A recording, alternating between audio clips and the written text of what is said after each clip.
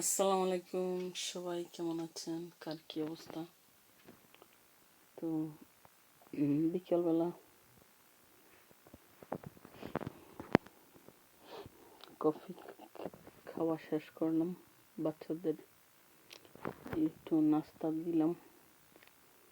তো এখন একটু ইমার্জেন্সি কল শেষ করে আসলাম। আজকের ওয়েদার ভালো না, বাইরে গুড়ি গুড়ি বৃষ্টি। কালকের থেকে আবার শুরু হবে যুদ্ধ। স্কুল সব খোলা, এক সপ্তাহ।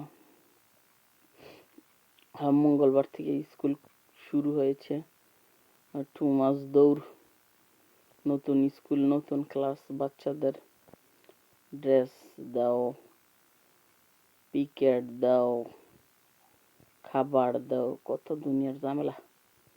ট্রান্সপোর্ট নিয়ে 3 ক্লাসে ড্রপ করো, পিক আপ করো, দুনিয়ার ঝামেলা।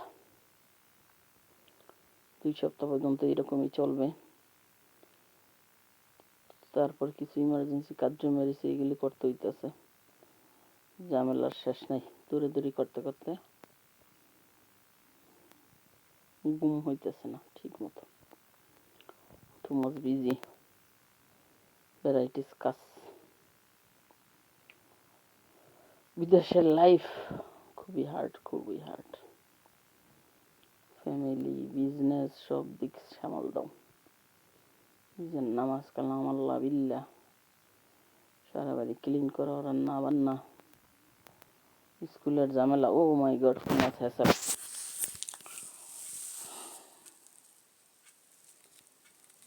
ওকে, খোদাফেজ, সবাই ভালো থাকবেন।